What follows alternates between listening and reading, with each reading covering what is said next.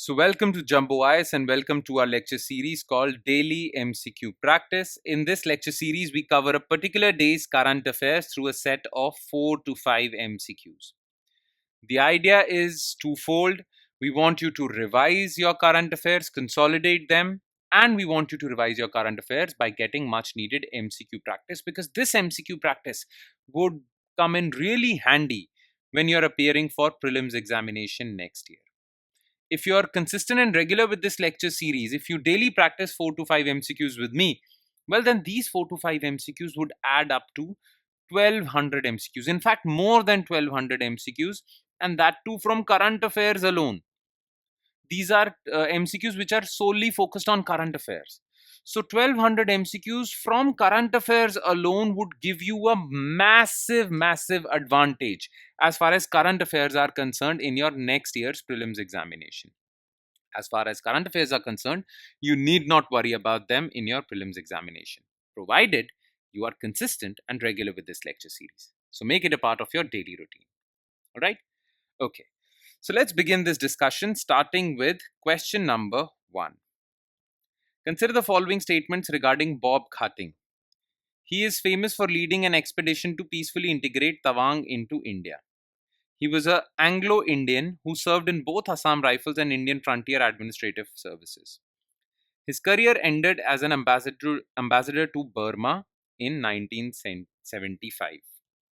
Okay, how many of the above statements are correct? Now look, as you all know that government is on a drive to honor the heroes coming from northeastern region who have had massive contributions for India. Okay, one of these individuals who is being honored is Major Bob Khating. A museum dedicated to Major Bob Khating is being inaugurated in Tawang of Arunachal Pradesh. Okay, so who was Major Bob Khating?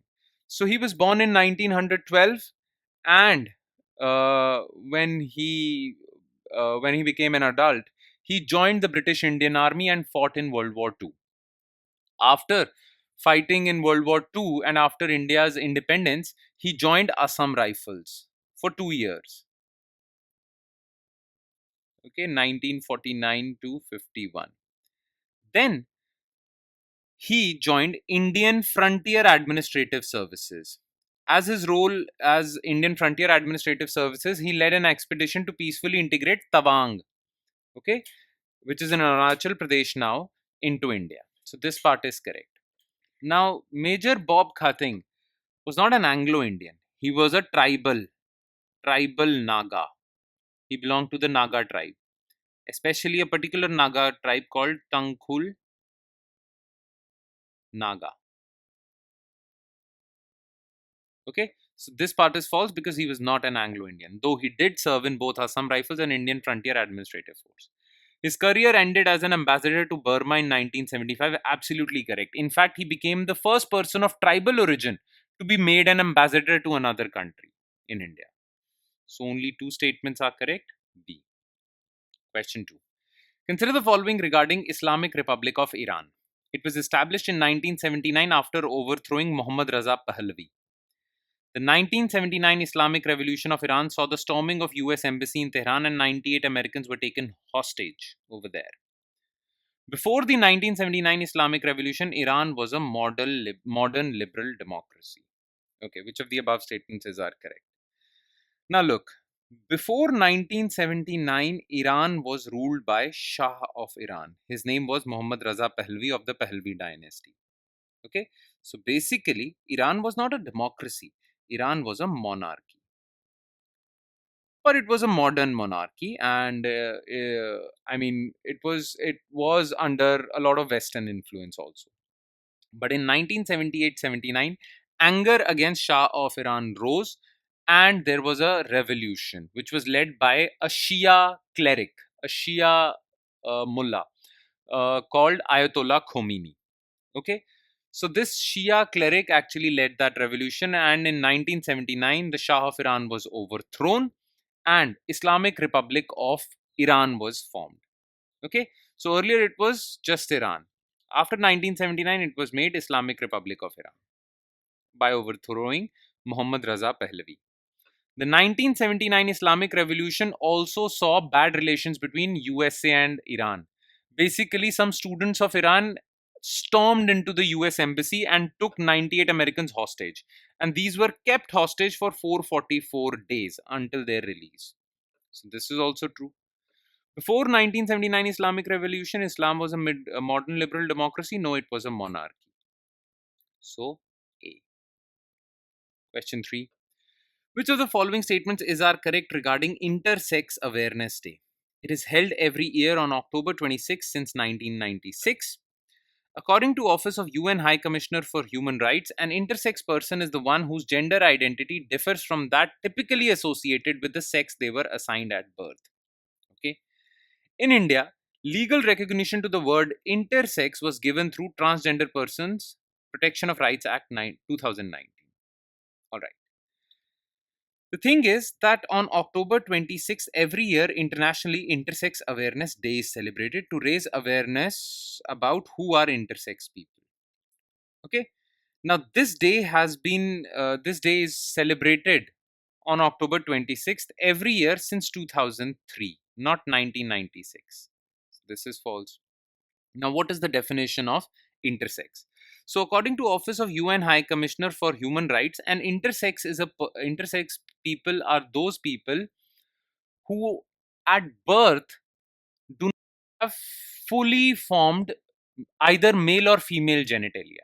Okay, so it does not have a fully formed male genitalia or a fully formed female genitalia. Some say they lie in between. Okay, these are intersex people. They have biological differences with either the males or females. Okay, this definition over here is that of transgender people. Intersex people are different from transgender people.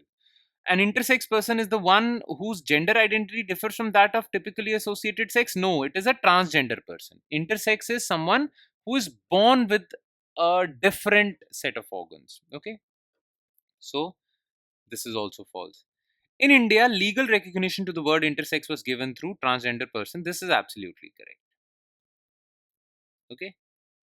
Question number 4. Consider the following statements regarding Amravati, the capital of Andhra Pradesh. It was established in 2014 in the Guntur district of Andhra Pradesh. The capital region contains Dharni Kota, an ancient city that served as the capital of Satvahana dynasty for more than 2200 years ago. More than 2200 years ago. It is on the right bank of Krishna River. Okay. So the thing is, Andhra Pradesh and Telangana were one state. It was called Andhra Pradesh and its capital was Hyderabad. Okay. But since the bifurcation of the state into Telangana and Andhra Pradesh, Telangana got Hyderabad. So Andhra Pradesh needed a new capital. So it decided to make Amravati as the new capital. It was established in 2014 and this site of Amravati lies in Guntur district of Andhra Pradesh. Now the capital region contains a village called Dharni Kota.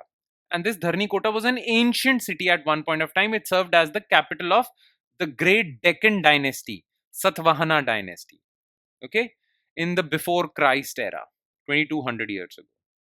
Now, this site lies on the right bank of Krishna River. This is also correct. So, all statements are correct. All right. And with that, we conclude today's session. Thank you so much for watching, everyone. And I'm sure it has added value to your preparation, but it would add more value if you revise this lecture also. Take a look at the detailed solutions to all the questions discussed in this lecture from our PDF file. This file will be available on our Telegram channel, and the link to our Telegram channel is provided in the comment section below. So click on that link, it will take you to our Telegram channel, and from there you can download the PDF for not just this lecture, but all the other lectures featuring on our YouTube channel. All right. On that note, I'll be signing off. Thank you so much, everyone.